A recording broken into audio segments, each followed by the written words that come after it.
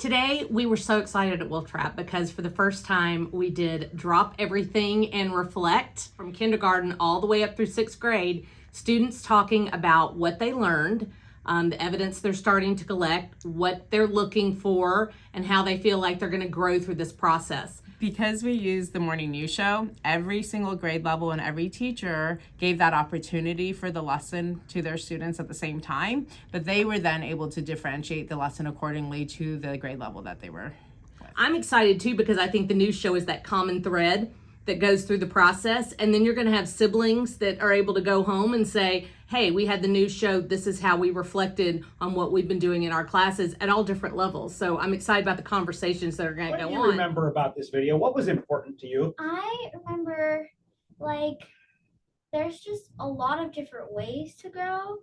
And like it says on the screen, you can improve over time. It can take a long time, or it can take a really short amount of time, like when you get your growth spurt, or when it takes you a long time.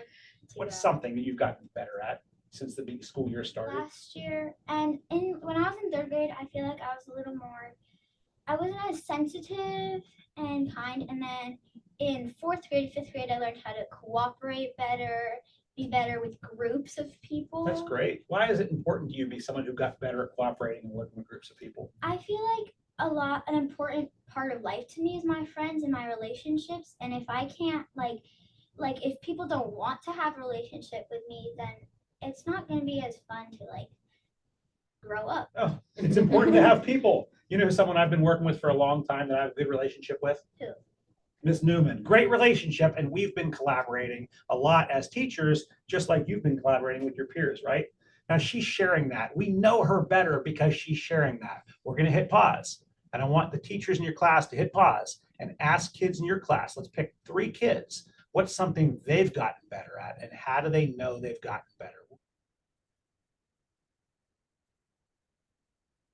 Right, so we have a school-wide goal as being ethical and global citizens, and it actually matches perfectly with what Katie was talking about. She didn't even realize, because we've been learning to treat others with respect and kindness. Now, that might be your classroom goal too, but I've been in other classrooms where you have other goals that might be related to another portion of a graduate skill. Like what? Like in 2nd grade, they are working on being critical and creative thinkers, and they are learning to use their imagination to come up with new ideas. So Katie, here's the big question.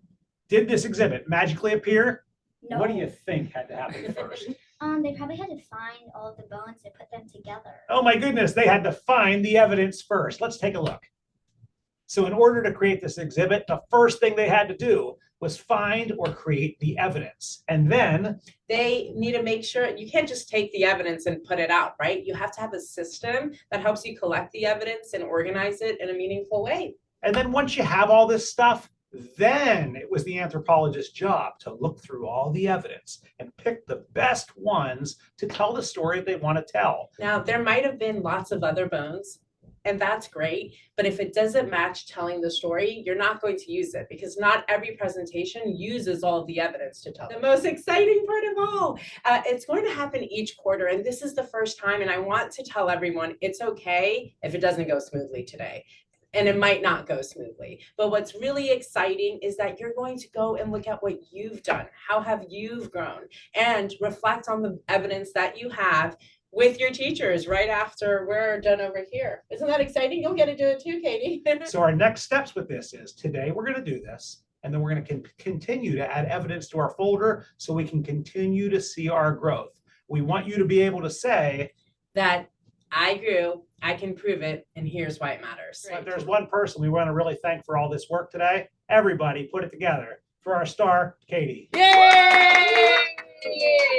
Good luck recognizing your growth. We're proud of you. We'll see you soon. Bye.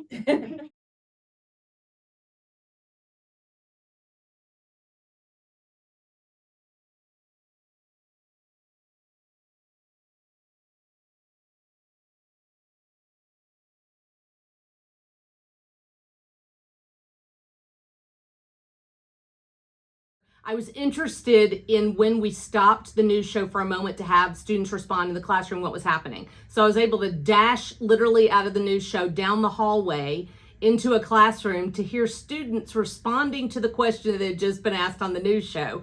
How had you grown this year? What's an area of something you had grown? I heard fifth graders talking about the writing process.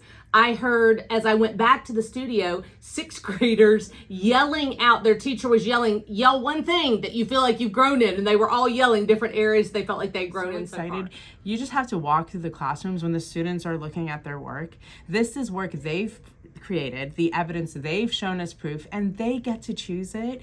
In fact, one of our teachers told them, I want you today to just go through and put whatever you want. And we had the most different types of what you would consider artifacts or evidence going in portfolios, but the smile on their faces because it was something they chose that they are proud of is just beyond anything I can ever imagine. So I'm excited because the kids are excited.